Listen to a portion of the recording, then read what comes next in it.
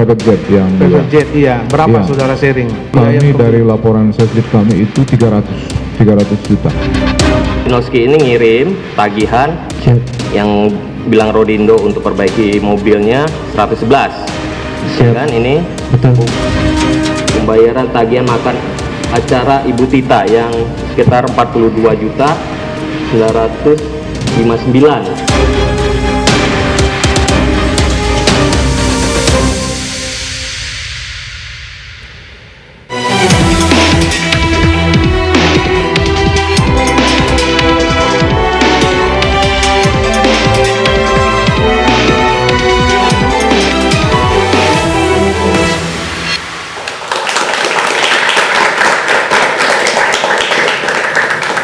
Selamat malam pemirsa.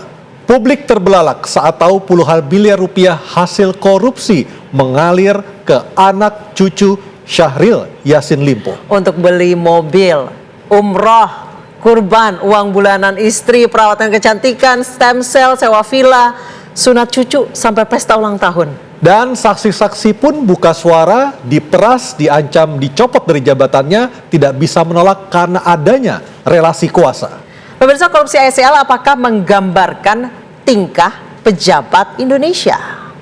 Inilah interupsi korupsi ASEL gaya hidup pejabat kita.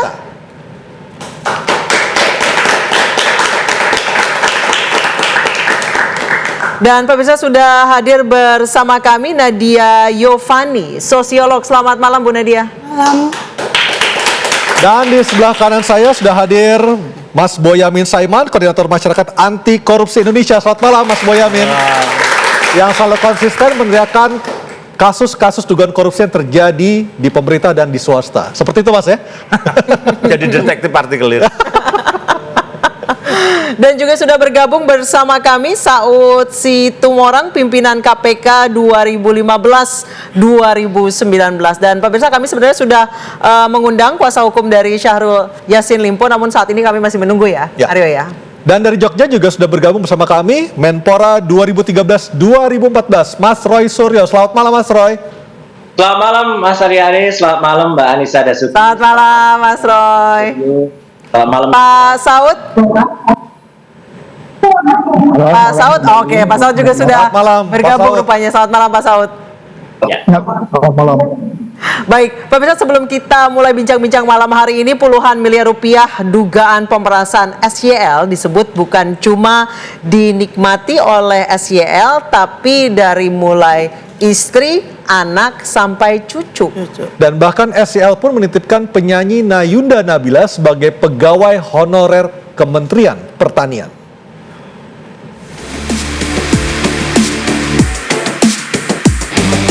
Kasus dugaan korupsi mantan Menteri Pertanian Syahrul Yassin Limpo masih bergulir di persidangan. Kesaksian sejumlah pejabat Kementerian Pertanian diperdengarkan. Hasilnya, terkuak fakta yang bikin publik geleng-geleng kepala. SYL didakwa melakukan pemerasan 44,5 miliar rupiah dan menerima gratifikasi 40,6 miliar rupiah. Dalam sidang terbaru di Pengadilan Tipikor Jakarta terkuak, SYL menitipkan penyanyi dangdut Nayunda Nabila sebagai pegawai honorer di Kementan. Profesi sebelumnya siapa? Pada waktu di karantina kita tidak tahu Pak. Baru belakangan kita tahu itu setelah belakangan, karena Nayunda ini pada waktu itu di karantina hanya sekitar 1 tahun kita menghonor karena memang tidak pernah ke kantor ya. Terus tahun berikutnya sudah kita hentikan Pak. Oke, ternyata siapa dia? Yang saya tahu itu penyanyi. Penyanyi? Iya. Berbagai fakta lain diungkap sejumlah saksi, istri, anak, hingga cucu disebut menikmati uang hasil pemerasan SYL. Ini anggaran-anggaran itu banyak juga ya untuk keluarga-keluarga dari Pak Menteri. Nah, di sini ada pembayaran jam tangan Ibu Tita, terus jam tangan cucu, terus bulanan beli tas Ibu Tita, beli anting sepatu Bu Tita, pembayaran tagihan makan acara ultah Bu Tita. Sebenarnya siapa itu Ibu Tita? Anaknya Pak SYL. Iya. Dugaan korupsi puluhan miliar SYL, apakah ini mencerminkan gaya hidup pejabat kita?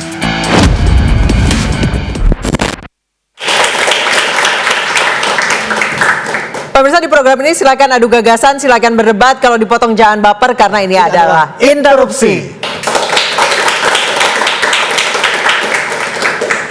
Baik, dan kita juga mempersilahkan Mas Roy dan Pak Saud yang terhubung melalui sambungan Zoom dengan kita juga silakan untuk memotong jika ingin menyampaikan sesuatu, bebas di sini. Dan saya mulai dengan Mas Roy dulu. Mas Roy, setahu saya negara itu hanya menanggung anak terlantar dan fakir miskin sesuai dengan Undang-Undang 45. Tapi ini yang ditanggung justru skincare, ulang tahun, sunatan, bahkan juga beli lukisan. Sama biduan. Sama biduan. Mas Roy gimana nih melihat ini sejauh ini keterangan para saksi di sidang SYL? Betul, miris kita memang mendengar ini. Tapi Mas Aryo dan Mbak Anissa dan juga semua narasumber, juga termasuk pemirsa iNews ya, saya melihat ini sebenarnya bukan hanya terjadi pada SYL, ya gitu. Tapi artinya ini adalah jamak dilakukan para pejabat kita, Mas Roy? Ya, kalau memang itu diungkap pada SYL, ya ungkap juga para pejabat lain. Kemarin saya lihat tidak hanya di Kementeri ya, Ketua KPU misalnya, ya pada saat di rapat dengan pendapat di DPR itu terungkap uangnya sekian triliun, kemudian dia berfoya-foya pakai jet mewah gitu, jet pribadi lagi. Nah, saya kira kayak gitu harus diungkap. Jadi menurut saya ini tidak hanya menyasar pada level menteri pembantu presiden. Mas Roy, berarti memalak atau dalam tanda kutip memalak anak buah itu wajar bagi pejabat? Nggak, ya harusnya nggak wajar, tidak boleh. Lumrah harusnya. tapi. Ya, tapi itu banyak terjadi. Saya harus bilang banyak terjadi. Dan itu semua tergantung pada hati nurani yang bersangkutan ya gitu. Kalau memang dia melakukan hal itu kemudian dia punya relasi kuasa seperti yang tadi disebut, kemungkinan itu sangat bisa terjadi. Tapi ada juga kemungkinan, Mbak Anissa, kemungkinannya adalah ada juga para staf ya itu yang sengaja kemudian bahasa daerahnya ngolor ya atau menjilat. Nah, menjilat kepada atasannya dengan memberi fasilitas-fasilitas macam itu yang kadang-kadang tidak diperlukan gitu. Itu kan banyak juga yang terjadi. Jadi artinya Pak Menteri atau Pak Ketua Lembaga, Ketua Badan, atau misalnya Pak Direktur itu kemudian dikasih fasilitas misalnya makan siang, tiba-tiba diajak makan siang ke tempat tertentu gitu ya. Gitu. Nah, itu kan menjadi aneh gitu. Artinya menjadi harusnya itu tidak perlu, tiba-tiba menjadi perlu. Atau misalnya ini yang menarik, misalnya kebetulan Pak Menterinya atau katakanlah kepala komisinya atau lagi ulang tahun ya, tiba-tiba dapat hadiah dari para stafnya. Nah, ternyata hadiah dari para stafnya itu diambilkan juga dari uang domnya, dari dana operasional menteri. Ini kan yang aneh kan kayak gitu. Dari uang dom atau sumbangan para vendor ya, Mas Roy ya? Nah, itu vendornya biasanya siapa sih, Pak Mas Roy? Kenapa? Biasanya vendornya siapa sih, Mas Roy? Ya, lembaga yang terkait dengan kementeriannya. Misalnya kalau Kementerian Pertanian ya, mungkin perlu dilihat nanti produsen pupuk atau produsen bahan, misalnya Kementerian Kominfo misalnya, yang juga berkasus itu. Nah, itu misalnya operator seluler ya, atau tower ya, atau misalnya kementerian yang lain, kan bisa dikejar dari situ. Sebenarnya banyak. Pak Boyamin tahu banyak lah, senyum-senyum beliau pasti. Langsung ditanggapi Pak Boy. Ya. Tapi juga tidak fair kalau tadi Pak Roy Suryo misalnya mengatakan pejabat yang di bawahnya ngolor atau menjilat. Tapi kalau yang dijilat nggak mau kan ya tidak ada persoalan di situ. Dan banyak juga menteri yang baik yang setahu saya hidupnya sederhana, dia juga tidak mau dijamu di rumah restoran, maunya cuman singkong misalnya begitu, ada juga kok. Jadi ya memang pada posisi itu tetap keteladanan dan tata kelola yang baik itu tetap dari kepalanya. Tapi Mas Boy, apakah sepakat dengan pernyataan Mas Roy Suryo tadi mengatakan ini sebenarnya jamak terjadi di banyak kementerian dan di banyak lembaga sebenarnya? Banyak, kalau soal banyak, memang banyak. Banyak tuh bukan berarti saya menyetujui loh ya. Artinya saya setuju dengan Pak Boyamin. Pak Boyamin juga boleh lah ceklah waktu kita dulu ya gitu kan juga bisa dicek menteri yang kemana-mana masih nyopir sendiri gitu kan. Tapi menjadi sebuah kewajaran di pemerintahan, Pak Boy. Iya gini, kita nggak usah bicara yang baik, bicara baik cuma sedikit kok. Kita ngomong yang nggak baik aja gitu. Lebih banyak yang baik apa yang nggak baik? Ngapain membicarakan yang baik cuma sedikit? Lebih banyak, iya. Maksudnya lebih banyak yang nggak baik daripada. Iya, ada pernah saya itu temuannya bahkan sampai terungkap oleh pemeriksa keuangan itu dana operasional menteri untuk membiayai rumah sakit ibunya, itu juga ada. Padahal menurut versi saya dia harusnya paham tentang keuangan itu, karena dia sosok yang paham keuangan gitu. Itu pernah ada kejadian. Berarti kejadian SYL ini sebenarnya bukan hal baru sebenarnya? Yang itu udah 10 tahun yang lalu kok kasus saya tadi misalnya begitu, untuk yang mestinya gitu dana operasional menteri itu DOM itu ketentuannya sederhana, tidak boleh dijadikan take home pay atau dikantongi.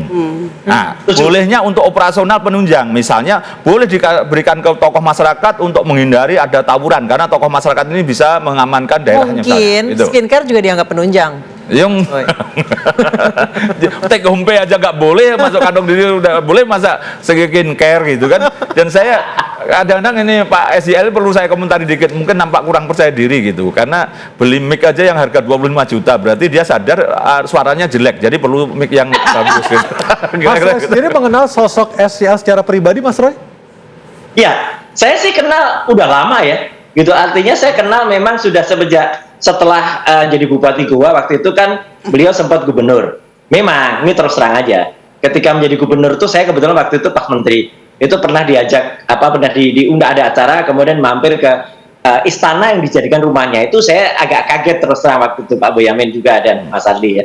Jadi artinya agak quote and quote terlalu mewah gitu ya, gitu kondisi di sana gitu kan juga kita juga bisa ngukur lah, menteri meskipun ada dom itu kan laporannya kan sebenarnya cukup detail ya, laporan harian untuk apa, kemudian dari assessment dari laporan harian itu nanti dikumpulkan per bulan untuk dilaporkan ke Setmak. Itu sebenarnya kalau memang itu digunakan dengan betul, Mas Aryo, itu tidak bisa kemudian dipakai untuk take home pay tadi, karena di situ jelas kok tidak boleh dikeluarkan untuk kepentingan non dinas ya gitu. Jadi misalnya wajar kalau di situ misalnya ada untuk BBM gitu, tapi kalau BBM tiap hari misalnya ngisinya full tank terus, itu kan perlu dicurigai juga gitu ya. Artinya kemana itu lari uangnya, itu yang harus dilihat. Baik, saya ke Pak Saud. Sebenarnya DOM atau dana operasional menteri itu bisa diaudit atau tidak? Pak Saud jawab usai jeda berikut, tetap bersama kami di Interupsi. Bisa diaudit nggak sih, Pak?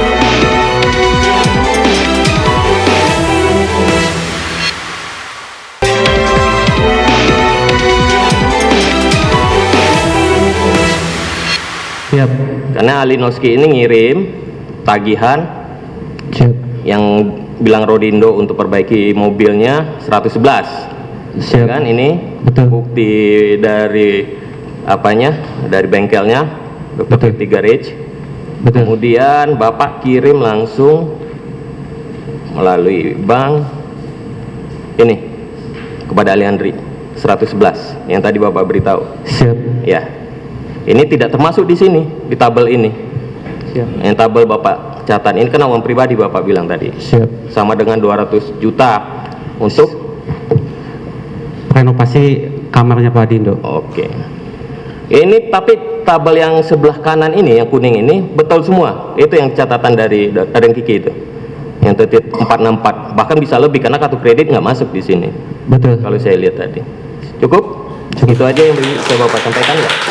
Baik, tadi sebelum jeda saya bertanya ke Bang Saud Situmorang. Bang Saud, sebenarnya DOM ini bisa diaudit atau tidak? Kalau misalnya tadi seperti kata Pak Boy memang sudah carut-marut, banyak yang menyalahgunakan, kenapa belum pernah ada yang terjerat kasus korupsi karena penyalahgunaan dana operasional menteri? Iya, namanya aja dana operasional menteri, bukan dana operasional anak menteri kan. Tapi ada yang diproses kok. Ada yang proses? Ada. Tapi sebenarnya siapa yang berhak mengaudit DOM itu, Bang Saud? Oh, semua itu karena itu APBN, tentunya itu uang negara, dan lembaga audit yang kita akui kalau yang tiap tahun mengaudit itu kan BPK. Tapi kan kita tahu BPK itu juga seperti apa mereka dalam mengauditnya, sehingga kemudian katanya bisa dibeli WTP-nya. Nah, enggak kan, akhirnya maksudnya saya bilang di negeri ini sebenarnya apa sih yang belum diatur? Jujur aja ya. Ya, coba deh, apa yang belum diatur di negeri ini? Peraturan Menteri Keuangan. Tetapi seharusnya seperti apa penggunaan DOM itu agar tidak tercampur untuk kepentingan pribadi, apalagi keluarga, Bang Saud? Seperti apa aturannya? Ya, saya pikir kalau kita punya common sense saja kan, dari nama yang saya bilang tadi itu kan kita tahu bahwa itu digunakan untuk kepentingan yang terkait langsung tidak langsung dengan administrasi pemerintahan, kelancaran pemerintahan, upaya untuk menjalankan pemerintahan itu tentu kan harus ada auditnya, yang artinya bahwa seperti apa transparansinya. Kalau by definition korupsi itu kan Anda kalau nggak transparan, kalau nggak akuntabel, ya jelas nggak akuntabel dong. Itu dana menteri kok jadi dana anak menteri ya. Terus kemudian tidak ada konflik kepentingan di situ, konfliknya sangat tinggi. Baru kemudian kalau Anda bisa menjalankan itu baru indikator dari Anda jauh dari perilaku korup. Bang Saud, ketika di KPK selama 4 tahun 2015-2019, apakah KPK saat itu sudah mengendus adanya sejumlah menteri yang menggunakan atau menyalahgunakan DOM? Dari pengaduan itu ada, tetapi kan lagi-lagi kita tidak bisa mengkategorikan itu sebagai sesuatu yang langsung terhadap perilaku korupnya, karena memang itu digunakan oleh yang bersangkutan.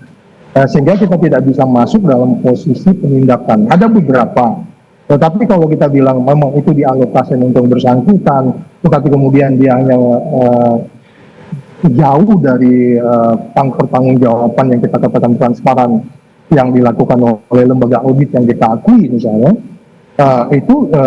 kita tidak bisa masuk langsung kepada daerah penindakannya gitu. Kalau saya tidak salah, zamannya Bang Soto ada 2 menteri yang terjerat DOM, ya. Satu Pak Jero Wacik, Menteri SDM ketika itu, dan satu lagi Menteri Agama Surya Dharma Ali. Benar seperti itu Pak Saud ya?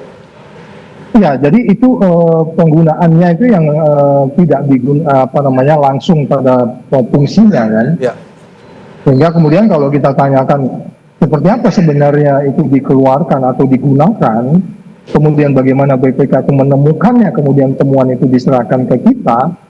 Jangan lupa bahwa temuan BPK itu harus disampaikan kepada penegak hukum, itu yang selama ini tidak jalan. Karena undang-undang BPK itu mengatakan kalau dia tidak menyampaikan temuannya, dia bisa dihukum 1 tahun, denda 500 juta loh kalau nggak salah undang-undang BPK.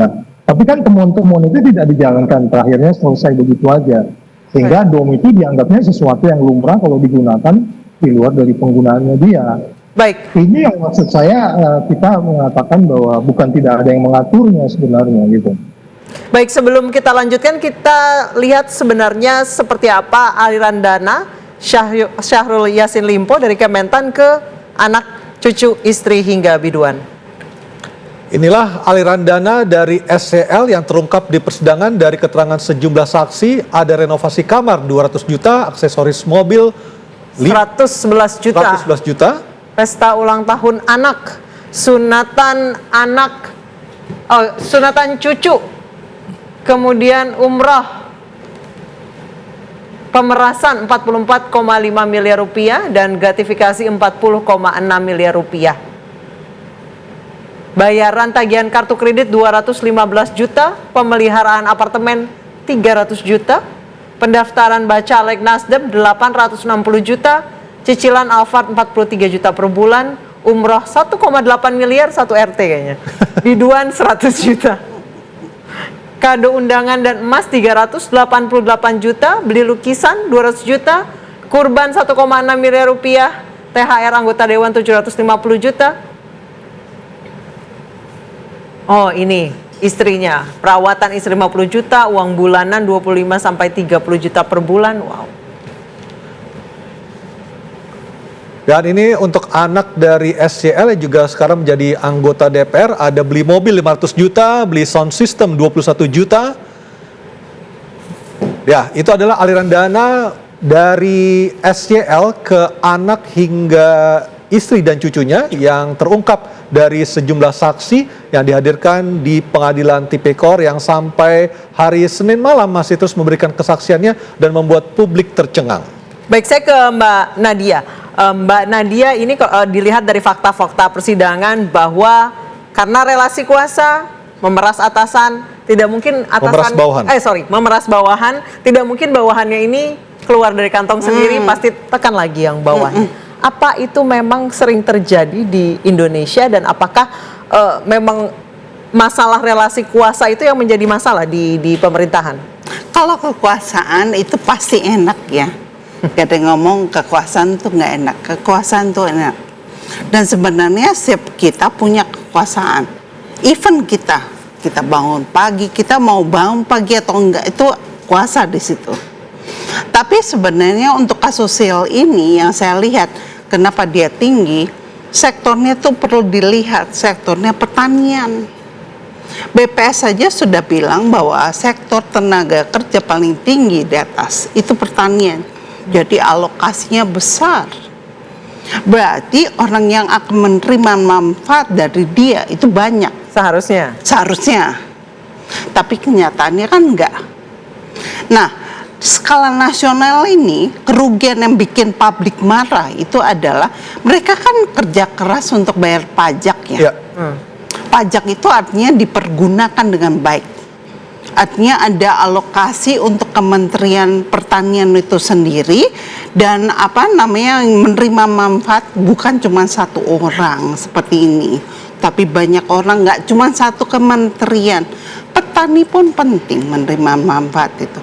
Tapi dengan kasus ini yang bikin heboh, banyak orang yang nggak menerima itu, dan dia berhasil bikin stigma ke menteri lain, padahal kita tahu di sosiologi ada namanya partikularisme dan universalisme. Jadi jangan-jangan ini satu orang saja. Kita akan menuju PN Tipikor dulu. Kita akan kita akan berdialog dengan Jamaluddin Kudubun, pengacara Syahrul Yassin Limpo. Bang Jamal, bisa mendengar suara kami? Ya, halo, assalamualaikum. Waalaikumsalam warahmatullahi wabarakatuh. Bang Jamal, ini semakin hari semakin mencengangkan aliran dana SYL ke anak, istri hingga cucunya. Sebenarnya apa sih yang terjadi?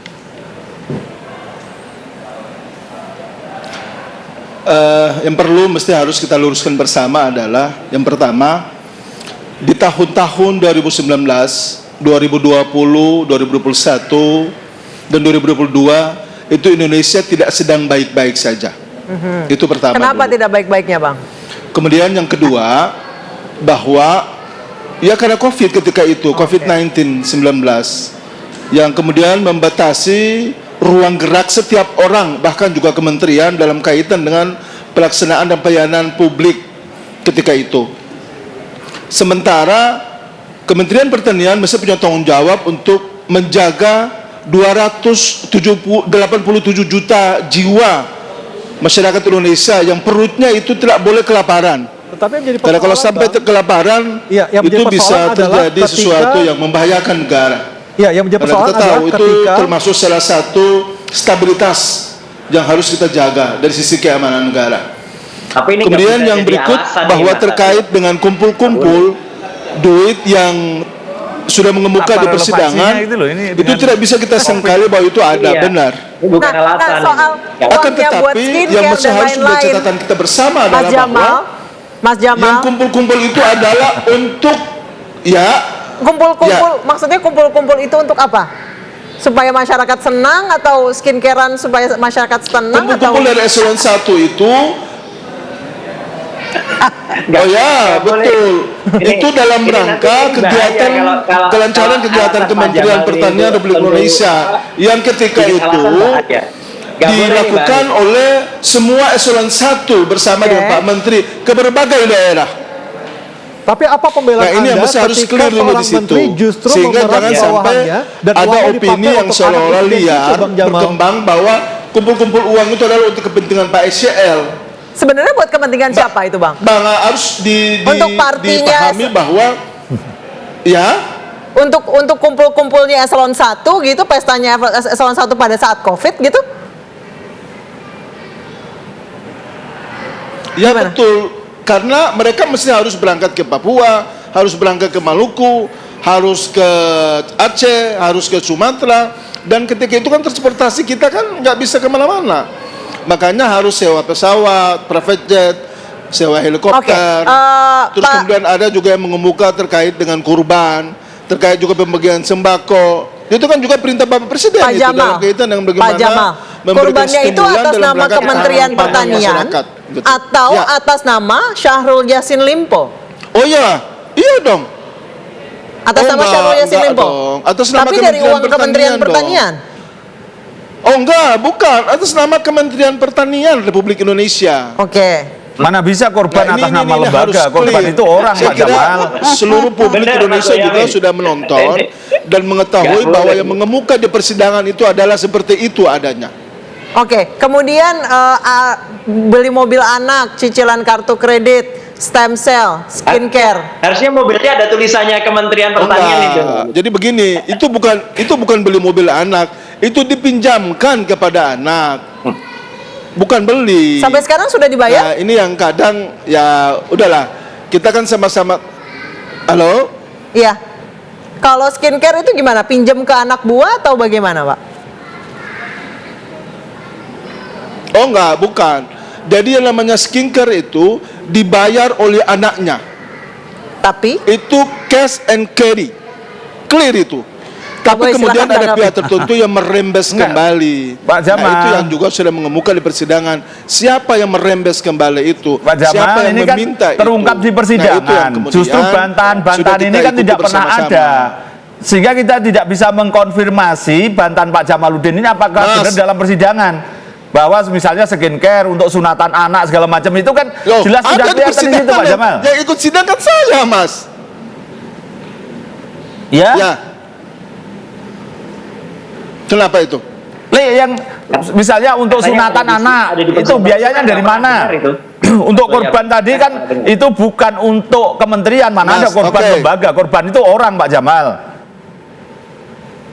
Ya, kami mengalami gangguan dan juga kelancaran komunikasi pemirsa dengan Pak Jamaludin Kudubun, pengacara SYL, sehingga pertanyaan-pertanyaan yang kami lontarkan tidak sepenuhnya bisa direspon dengan baik oleh pengacara, padahal kami sangat menunggu jawaban dari Pak Jamaludin Kudubun. Sebagai tadi Mas Boy sampaikan, kita sebenarnya ingin mendapatkan klarifikasi yang utuh dari SYL seperti apa yang diwakili oleh pengacara. Tapi saya ke Mas Roy dulu. Mas Roy, kalau Anda melihat pernyataan dari Pak Jamaludin Kudubun tadi, rasa-rasanya kita semua melihat bagaimana sebuah persoalan yang besar, persoalan yang membuat marah masyarakat itu disimplifikasi menjadi sebuah pernyataan-pernyataan yang memutarbalikkan logika dan akal sehat kita sebagai masyarakat. Setuju, Mas Aryo. Saya nggak setuju tadi jawaban bahwa karena COVID, kemudian karena ini waktu itu lagi nggak baik-baik saja, kemudian dibolehkan. Ini persis alasannya Ketua KPU kemarin. Katanya dia kehabisan waktu sehingga dia perlu sewa private jet. Kan nggak bisa, apalagi pada saat sebelum pemilu, itu waktunya kondisinya sudah baik-baik saja. Jadi harusnya kan bisa mereka itu menunggu jadwal penerbangan reguler. Nggak harus sewa private jet kan. Alasannya karena 75 hari. Nah, jadi artinya alasan keterpaksaan ini nggak boleh. Karena kalau alasan itu semua bisa terpaksa, wah kalau gitu terpaksa saya harus sewa private jet dong, saya harus sewa helikopter dong. Itu yang pertama. Yang kedua adalah saya setuju dengan Pak Boyamin ya. Jawaban-jawaban Pak Jamal itu terus terang baru hari ini saya dengar atau baru malam ini saya dengar. Kemarin di persidangan kan terbuka. Terbuka itu sebenarnya kita bisa lihat kok, ada TV yang juga nyiarin gitu ya. Itu nggak pernah disanggah itu jawabannya. Ya, jadi artinya kan ya udah itu jadi fakta di persidangan. Gitu. Jadi artinya ya jangan salahkan media, jangan salahkan masyarakat kalau ternyata persepsinya jadi generalisasi ya. Anissa dan Mas Arya. Iya pasti. Baik, saya ke Mbak Nadia. Mbak Nadia, perilaku SYL ini kemudian digeneralisasi oleh masyarakat. Oh, berarti memang perilaku pejabat di Indonesia seperti ini, tukang palak. Tukang menyalahgunakan dana operasional menteri. Nanti habis jeda kita akan membahasnya, tetap bersama kami di Interupsi.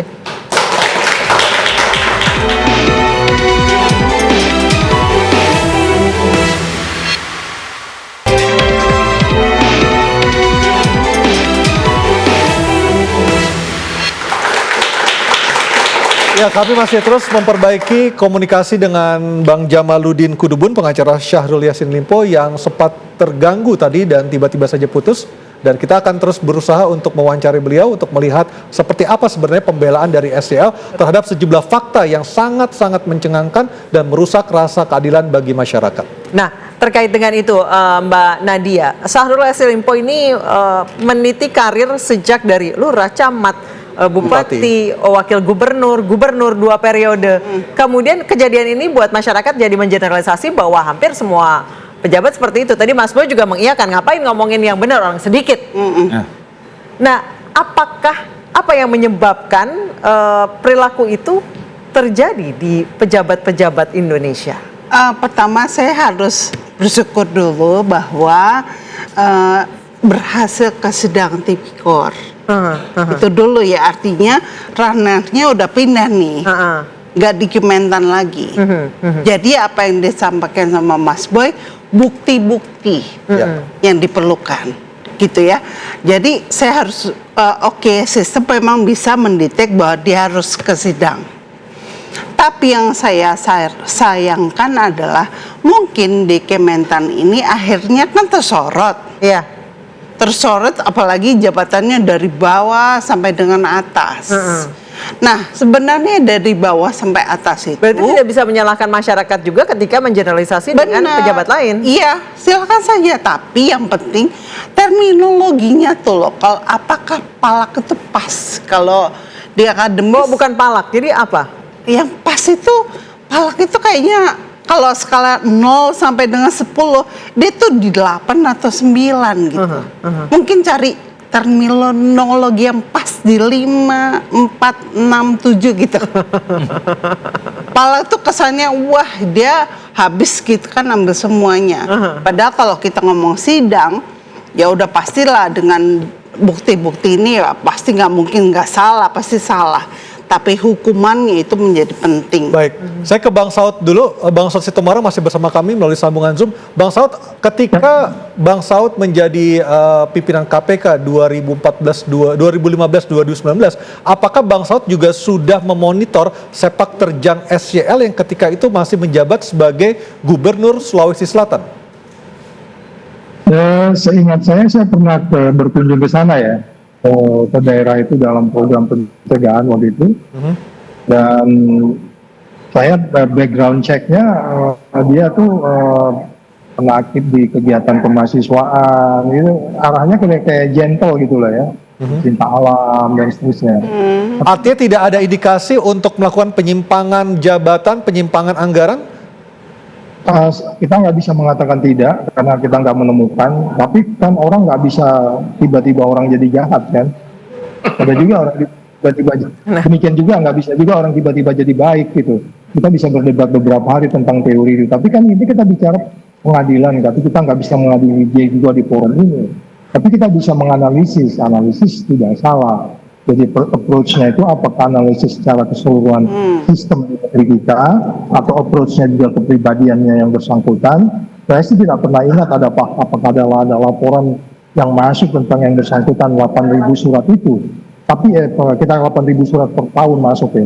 Tapi biasanya teman-teman di pencegahan itu kalau membawa saya ke suatu daerah, itu biasanya ada sesuatu biasanya. Oke. Nah, itu biasanya ada sesuatu, kemudian kita masuk di sana lah, bicara tata kelola, perbaikan, isu-isu, dan kemudian itu penyelidikan menjadi penyidikan dan penuntutan, memang waktu itu belum bisa kita temukan, tetapi pesan dari teman-teman pencegahan waktu itu buat saya, biasanya ya, di beberapa daerah itu kan, ada yang 2 minggu langsung OTT, ada yang 2 bulan kemudian, ada yang 3 bulan. Nah, khusus untuk ini memang waktu itu saya tidak mau detail ya, tetapi apa yang bisa kita lihat background check-nya sebenarnya not bad. Artinya kita belum bisa mengatakan waktu itu, tapi hari ini kan sudah kita bisa lihat bahkan BPK-nya sendiri kayak begitu akhirnya.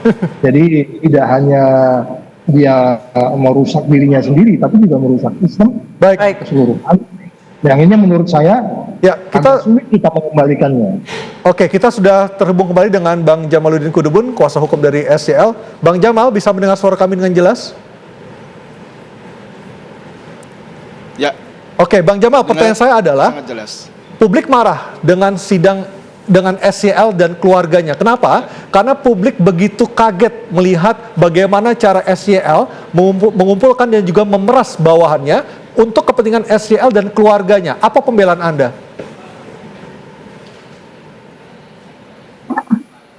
Itu hak publik, tapi kita berangkat dari sebuah kebenaran, dan saya kira saya sepakat sama pembicara sebelumnya bahwa coba kita lihat track record-nya Pak SYL.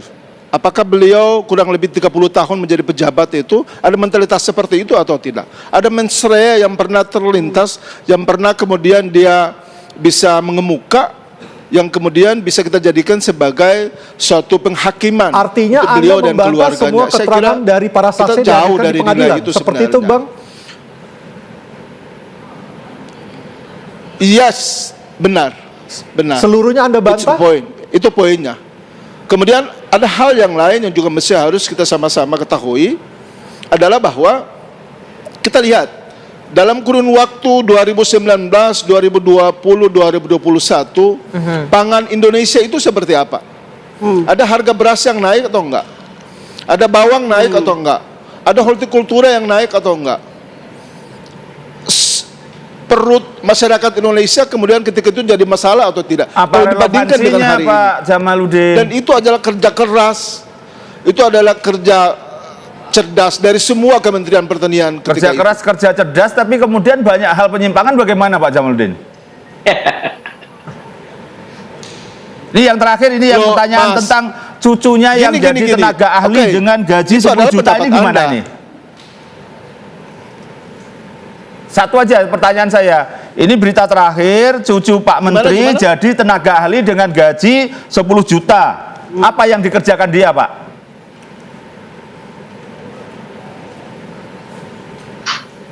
Apa masalahnya kalau itu? Emang dia profesional kok. Dia kompeten, Dia seorang magister hukum. apa dia kompeten jadi tenaga ahli? Emang lulusan apa? Dia ahli di bidang apa jadi tenaga ahli? Pak Jamal, cucunya usia berapa yang menjadi tenaga ahli? Kalau ikuti persidangan mesti secara baik, utuh, biar kemudian jadi jangan sampai bias dari apa yang mengemuka hari ini. Jadi di persidangan hari ini fakta yang kemudian mengemuka adalah bahwa cucunya adalah tenaga ahli di sini. Kemudian gajinya tadinya 4 juta, kemudian dinaikkan menjadi 10 juta. Waduh. Kita belum mengejar soal itu. Kita belum mengejar. Keahliannya apa? Dia di bidang hari ini apa? Di bidang persidangan hukum hanya atau batas bidang jam 9 pertanian malam, atau bidang apa sehingga keahlian cucunya ini? Majelis hakim nanti akan melanjutkan itu. Di bidang hukum, Mas. Di bidang hukum. Karena beliau magister hukum. Loh, kalau di bidang hukum kemana? Kenapa ada mobil yang disembunyikan, terus kemudian ada dugaan penyimpangan segala macam? Apakah dia betul-betul hebat ilmunya, kualifikasi tenaga ahli? Misalnya gelarnya doktor, itu kan harus ada kualifikasi tenaga ahli. Ada mobil siapa yang kemudian disembunyikan? Enggak ada mobil yang disembunyikan kok. Semua terbuka kok. Apa sih yang mau kita tutupi dari proses hukum seperti ini? Ya udah, kalau ini Mas, semua apapun jangan dibantah seperti ya sudahlah. itulah. Kita lihat Republik ini seperti apalah. Ya jangan cuma Pak SCL doang. Ada banyak kasus-kasus lain itu. Yang kemudian kok seolah-olah semua pada diam. Apa karena ada keterlibatan petinggi-petinggi negara? Apakah karena ada di situ pihak-pihak yang kekuasaannya sangat melampaui yang lain sehingga tidak disentuh? Ya jangan juga begitulah. Mas Roy, Kalau Pak apakah SCL punya pernyataan niat untuk disampaikan oleh bermain, Bang maka Jamaludin saya kira Kudus yang ini paling adalah aman dia bermain di sesuatu proyek. yang Anda Dimain juga di program. Tapi kenapa lihat itu dan tidak alami dilakukan? ketika Anda Karena menjadi dia menteri, Mas sayang Roy? terhadap rakyat Indonesia. Ya. Dia Aneh ingin juga. menjaga pangan Indonesia agar dia terjamin. Lagi-lagi saya setuju Pak Boyamin gitu. Karena Jangan lupa, memilih seorang tenaga lupa ahli setiap tahun itu atau memilih kurang lebih staf 200 ahli di triliun. kementerian itu tidak boleh begitu saja. Menyumbangkan kepada Jadi negara sebenarnya Indonesia. ada Dan tim. itu mestinya harus Jadi nggak boleh kuasa langsung menterinya milih itu nggak boleh. Ada tim yang kemudian mengambil ini. Baik, Pak Jamal. Baik, Pak Jamal, kalau cucunya Syahrul Yassin Limpo adalah tenaga ahli hukum, kalau biduan itu tenaga ahli apa? Pegawai honorer, mohon maaf. Pegawai honorer apa? Oh, dia honorer. Iya, sebagai apa? Honorer dia. Setahun masuk berapa kali? Kalau catatannya setahun masuk 2 kali. 1 tahun. Ya, masuk Kalau sekali. yang mengemuka kemarin di persidangan itu adalah dia honorer di badan karantina kalau saya tidak salah. Sorry, sebentar aku ingat dulu. Tapi boleh setahun masuk 2 kali Ya, aja, di terus badan gajinya karantina. bulanan. Di badan karantina. Badan karantina gaji 4,3 juta, enggak 2 jauh kali. lebih besar Beliau dari gaji tidak tahu guru honorer karena di beliau Jakarta. ada di divisi lain. Sehingga beliau cuma hanya mengetahui 2 kali. Tapi yang tercatat itu adalah beliau sering masuk hampir setiap minggu. Anda bisa membuktikannya di ketika persidangan, mungkin pembayaran dibuka honor CCTV-nya? beliau profesional beliau terkait dengan nyanyi di mana-mana itu lalu tidak mahal tapi cuma hanya 20 juta. Oh ya nggak bisa begitu Karena beliau lah. merasa Masa bagian terus dari kemudian Kementerian nyanyi di Pertanian. Kementerian Pertanian itu Itu. jadi murah begitu karena dia sudah dapat honor. Jadi sekalian tidak susah dapat honor ketika nyanyi, wong dia sudah jadi tenaga Iya, honorer kan lain gitu. lah. Harusnya Ini gratis, campur aduk ya. semua jadinya kok ini ya sudah tata kelola begini ya mau apa lagi? Mas, jangan juga tendensius seperti itulah. Nggak boleh juga sebentar, Pak begitu, Jamal. kita Jadi harus menghargai profesionalisme orang. dijadikan Sekarang kan pegawai. kita tidak menghargai mereka. Jadi Terus siapa yang dijadikan menghargai pegawai karena bisa mereka nyanyi. di Republik ini? Nggak boleh begitulah. Pak Jamal, dijadikan pegawai karena jago nyanyi dangdut. Ya. Oke. Iya. Sudah. Iya. Ya Jadi kalau kalau itu gini barangkali pertimbangannya karena itu ada tanggung di jawabnya pihak yang Kementerian menerima Pertanian beliau. itu termasuk Dan itu kan yang mengemukkan menitipkan itu sapi kan vaksinasi. sudah terbuka Kalau di dinyanyiin nanti sapinya Sekjen sehat yang semua kemudian gitu kan. menitipkan beliau. Ya, kita harus mendengarkan secara utuh karena memang ada delay antara komunikasi kita dengan Bang Jamaluddin Kudubun di Ya, ya. MTP Kor. Silakan Bang Jamal dilanjutkan. Apakah pertanyaan tadi dari Anissa adalah apakah biduan tersebut di Ya itu hire? Dijadikan Ya, pegawai honorer? karena bisa nyanyi. Apakah karena bisa menyanyi? Benar demikian?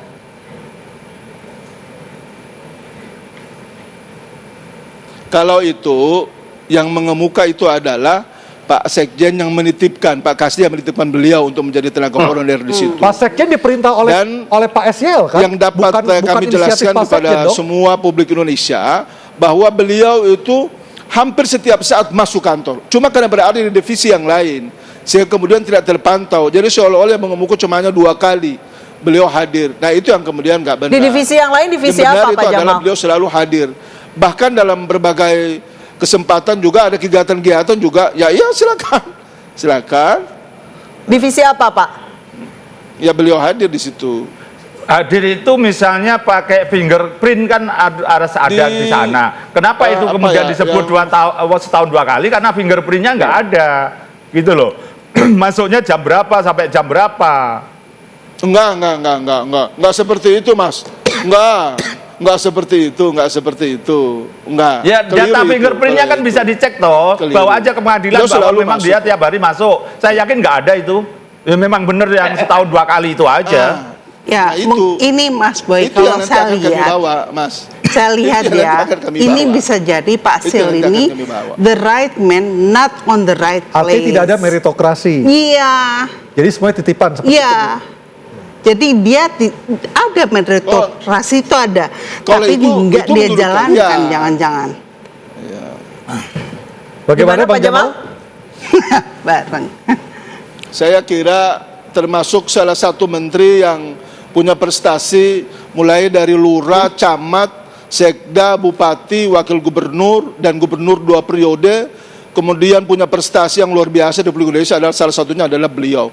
Jadi kalau ada statement yang seperti tadi itu saya kira itu ya sangat tendensius sekali. Baik, Ya, saya ke Pak Boy. sudahlah. Kita Enggak, sama-sama saya tahu pengen, Republik inilah. saya Ini hentikan juga case ini perdebatan juga kita Pak Jamal. pahami. Sebenarnya Ya, saya bukan boleh murni memuji hukum juga Pak kok. SYL atas peran Pak SYL, Pak Firly Bahuri juga jatuh dari ketua. Terus kemudian ada dugaan ke BPK, WTP ada dugaan dibeli. Dan kemudian ada perkara yang lain berkaitan dengan hal-hal yang sebenarnya bisa sekalian dibongkar oleh Pak Yassin Limpo. Sebenarnya perdebatannya lebih ke sana aja, Pak.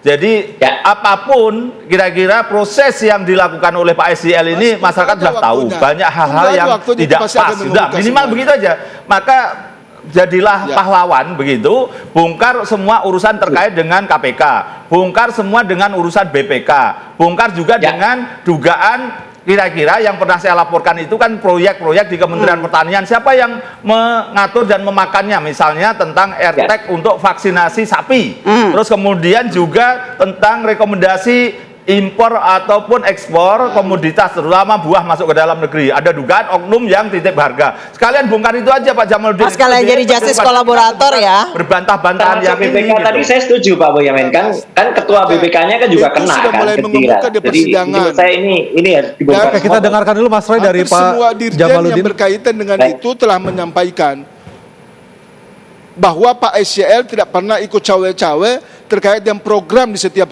direktur jenderal. Dan itu clear di situ. Dan terkait dengan apa yang tadi diharapkan untuk dibuka semuanya, insya Allah kami pastikan itu akan dibuka semuanya. Termasuk yang DPR dapat hadiah jam tangan itu juga dibongkar aja Pak Jamaludin. Itu loh Republik ini bisa goyang, kita berharap Bos. begitu. Bisa goyang Republik ini. Oke, saya tunggu goyangannya seberapa dahsyat. Tenang aja Mas. Seberapa dahsyat goyangannya supaya bisa terbuka semuanya kasus-kasus dugaan korupsi, dan kita nanti akan usai pariwara kita akan melihat dan juga mendengar pernyataan dari Bang Saud Sitomorang melihat seperti apa mirisnya kita melihat bagaimana tata kelola pemerintahan dan juga pejabat dan juga perilaku pejabat dan juga kementerian yang mengelola dan menguasai hajat hidup orang banyak. Kami akan segera kembali.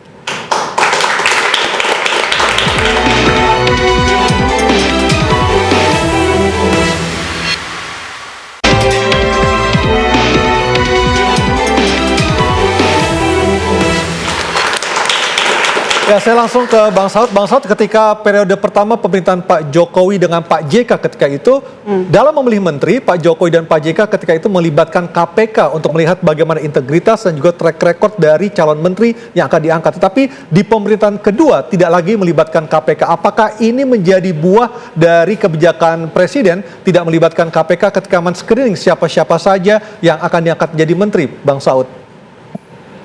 Ya, itu menunjukkan pentingnya national leadership ya. Kalau dari kepemimpinan memberi sinyal, nanti ke bawahnya juga akan melihat itu di periode pertama. Jadi tidak heran waktu pertama menteri yang sebelumnya, which is yang sekarang ini menjabat, seingat saya, itu mengatakan begini kepada kita waktu itu, Pak Saud, tolong bikin patung Pak Saud di depan kantor saya. Kalau Bapak Saud nggak bisa setiap hari hadir di Kementerian Pertanian. Kita tahu ruwetnya Kementerian Pertanian itu. Mas Roy tadi sudah jelaskan, Boyani sudah menjelaskan. Tapi ada kata-kata begitu, tolong kami dijaga. Kalau Bang Saud nggak bisa hadir di sini, tolong patungnya Pak Saud taruh di depan sana. Apa yang kita ambil dari pesan itu adalah bahwa kemudian ada keberanian untuk melawan waktu itu. Jadi ada beberapa kadang-kadang akan terjadi suap menyuap ya. Karena ini orang KPK-nya muncul ke depan. Nanti itu kemudian itu menurut mereka. Jadi yang dimaksudkan adalah bagaimana kepemimpinan dari atas dan ikut ke bawah, itu message-nya jelas. Dan waktu itu memang move on ya, nanti bisa di cross check, bahkan ada pemberhentian ketika di search di Google juga. Menteri yang sekarang ini ketika itu menjabat, dia juga memecat beberapa pegawai yang dianggap tidak disiplin dan seterusnya.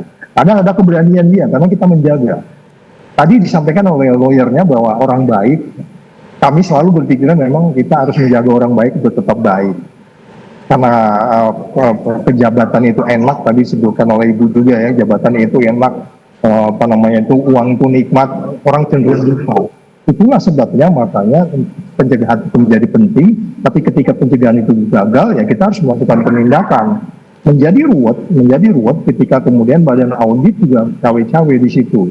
Jadi sehingga kemudian KPK sendiri, kalau kita masuk di isu-isu pencegahan, yang masuk di isu-isu tata kelola, itu kan kita nggak 24 jam di sana. Nanti waktu kita sampaikan harus melakukan ini, kemudian ya dia pulang lagi. Itu makanya kemarin menteri yang sebelumnya itu bahasa mengatakan bahwa bila perlu patung itu taruh di situ kan mereka ingin dijaga. Jadi sekali lagi, apa yang kita lihat dari kementerian ini sebenarnya gambaran umum di Indonesia. Bang Saud. Tapi gini loh, Anissa. Silakan. Memang saya pun menyalahkan KPK. KPK itu lebih cenderung senang untuk hal yang mudah. Misalnya Kementerian Pertanian. Dulu ada laporan dugaan proyek vaksinasi penyakit PMK mulut dan kuku itu dengan termasuk salah satunya dikasih peneng di telinga yang harusnya bagus, tidak copot, tulisannya juga tidak hilang, tapi itu ternyata prakteknya barangnya plastik, tulisannya gampang hilang, digaruk-garuk kuping di pohon langsung copot misalnya itu. Padahal anggaran yang dibuat itu tinggi. Terus kemudian kedua juga dugaan tadi oknum yang mempermainkan izin untuk rekomendasi berkaitan dengan importasi buah dan lain sebagainya. Ada titip harga. Nah, waktu itu saya duga udah gitu aja, kalau tahu terlalu jauh lah. Itu bahwa KPK sebenarnya termasuk mendalami tentang dugaan-dugaan itu, termasuk subsidi pupuk segala macam. Tapi dalam perjalanannya ketika ada urusan pemerasan dan ini itu yang diambil, dan kemudian ternyata yang dulu 3 hal itu tadi tidak pernah didalami sampai sekarang. Saya masih nagih itu. Termasuk misalnya di tempat lain, Kementerian SDM. Dulu itu bagaimana dugaan pemberian izin segala macam dimainkan sehingga tambang itu bermasalah. Tapi ketika ada cuman urusan tunjangan kinerja yang berkaitan dengan hanya dibagi-bagi begitu PNBP, tapi kemudian dijadikan remunerasi begitu yang kemudian ada potongan, baru itu yang diambil. Artinya Mas Boy ingin dengan mengatakan sekarut tambang izin segala macam tidak disentuh. Ya, artinya Anda ingin mengatakan kalau ini tidak ada kasus suap dengan Pak Firly, ini tidak akan terbongkar seperti itu kan? Iya, jadi proses itu juga kemudian berusaha ditutupi, tapi kemudian ya proses itu yang diambil yang gampang gitu. KPK tidak bisa memaksa pemerintah untuk membuat tata kelola pemerintahan yang baik, memaksa untuk tidak pecah amanah, tidak salah guna kuasa. Itu kan hal yang gampang sebenarnya. Tapi selama proses KPK ini, saya berharap dulu itu sebagai lembaga independen bisa memaksa pemerintah untuk tata kelola yang baik. Baik, saya ke Mas Roy. Mas Roy, Anda pernah menjadi menteri, apakah celah korupsi itu terbuka di mana-mana? Di kementerian? Ya, kalau dikatakan celah terbuka di mana-mana, saya setuju tadi statementnya Mas Boyamin ya, kembali ke kita gitu. Kalau mau apa yang dilakukan oleh SJL itu juga bisa juga dilakukan oleh atasannya juga gitu loh. Artinya kan bahkan sudah dilaporkan ke KPK, tapi kan tidak terjawab gitu ya. Artinya anaknya juga ya, 2 anaknya kan juga dilaporkan. Jadi artinya memang celah korupsi itu memang ada, tapi tergantung kepada kita mau melakukan atau tidak. Dan sepanjang dia lurus-lurus saja, dia kerjakan sesuai dengan SOP-nya, sesuai tupoksinya, ya dia nggak perlu melakukan itu. Cuman, nah ini mungkin perlu ada yang dikejar lainnya. Kadang-kadang menteri yang berasal dari partai itu memang mungkin ada ditarget juga dari partainya, ya gitu. Alhamdulillah zaman saya enggak, ya gitu. Tapi kan banyak ini menteri yang ditarget dari partainya sehingga menyediakan dana untuk ke partai, ya. Yang belum terungkap lagi, Mas Boy. Nanti itu juga ada misalnya korupsi atau gratifikasi yang sifatnya gratifikasi seks. Nah ini kan juga ada juga itu yang terjadi. Ini yang mungkin juga harus dibongkar juga. Itu Mbak Anissa. Jadi sebenarnya peluang itu bisa ada di mana, dan jebakannya juga bisa dilakukan dari orang dalam gitu. Harus hati-hati. Ini kan kalau dilihat kan kasus yang terjadi pada SJL ini kan dulu juga terjadi pada kasus menteri pengganti saya. Yang bersaksi terhadap IN waktu itu kan juga karyawan-karyawan Kemenpora gitu. Itu yang bersaksi kalau dia juga dana ke sini. Mungkin juga Pak Menteri pengganti saya waktu itu nggak ngeh ya waktu itu atau tidak, tapi tiba-tiba kan disediakan gitu kan. Nah, itu sekali lagi saya setuju Mas Boyamin, tergantung ke kita. Kalau kitanya nggak ambil, ya nggak, alhamdulillah. Saya ke Bu Nadia, Mas Roy. Bu Nadia, kejahatan timbul karena ada niat dan juga kesempatan. Anda sepakat dalam kasus ini? Karena ada niat atau kesempatan. Ada kesempatan, tapi kalau niatnya baik, enggak. Jadi semuanya tergantung nawa itu, tergantung niat. Kualitas. Oke. Tapi kan kebutuhan itu kadang-kadang yang mendesak. Urutannya kan gini, awalnya tahan godaan, kemudian tidak tahan godaan, lama-lama minta digoda, lama-lama memeras gitu loh, lama-lama lebih tinggi lagi korupsi gitu loh. Jadi ini dari tidak tahan godaan menjadi minta digoda minimal. Bang Jamal, untuk sidang pekan depan hari Senin akan ada pemanggilan jaksa KPK meminta agar istri, anak dan cucu SJL juga ikut hadir di persidangan. Apakah benar seperti itu? Ya benar seperti itu. Oke, dan ketiganya sudah. Insya Allah kita pastiin bahwa mereka akan hadir.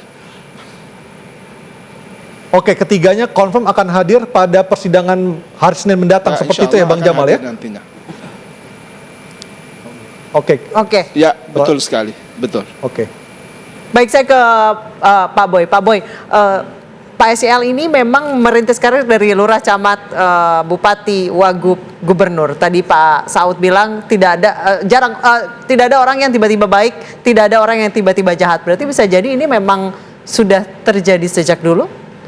Penelitian Anda seperti apa? Saya tidak ingin menuduh, karena sebagai detektif partikelir kan harus ada data, ada bukti. Tapi setidaknya secara umum dulu, bahwa apapun sistem birokrasi pemerintahan, kakak saya sudah memastikan saya dulu nggak boleh masuk Amtenar, karena apapun Amtenar ini akan pragmatis gitu. Jadi kadang-kadang pada posisi misalnya orang baik, tiba-tiba ada anak buahnya yang nakal, misalnya terus ketemuan BPK, bagaimana ini harus diselesaikan misalnya, sehingga terjadi transaksional. Jadi sebenarnya kalau namanya birokrasi, apalagi birokrasi diisi oleh polisi, politisi, udah pragmatis ketemu pragmatis, sudah double pragmatis itu. Jadi saya sebenarnya paling antipati kalau menteri itu dari partai seperti staf khusus. Itu tidak kualifikasi tenaga ahli ya, kayak tadi kualifikasinya tidak jelas ada tenaga ahli itu bayarannya misalnya harusnya tiap bulan dia harus mengerjakan apa, kalau orang hukum apa advisnya, apa yang dia kerjakan, kayak tenaga ahli Kapolri mulai zaman Pak Tito misalnya. Itu kan untuk fungsi masyarakat, Hendardi berpengalaman di situ gitu kan, untuk setara institut. Terus berapa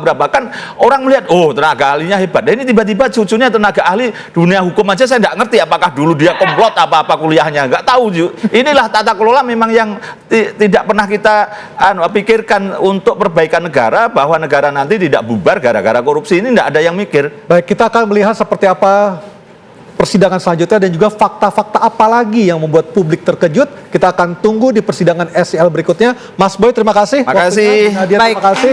Dan Bang Jamal, terima kasih. Mas Roy, terima kasih. Dan juga Pak Roy, terima kasih. Kita harapkan fakta-fakta persidangan ini bisa terjawab, jadi masyarakat tidak marah dan kemudian mengeneralisir dengan pejabat-pejabat lain yang memang benar-benar bekerja. Akhir kata, saya Anisha Dasuki. Dan saya Aryo Adi. Kita jumpa lagi pekan depan dalam Interupsi di iNews. Sampai jumpa.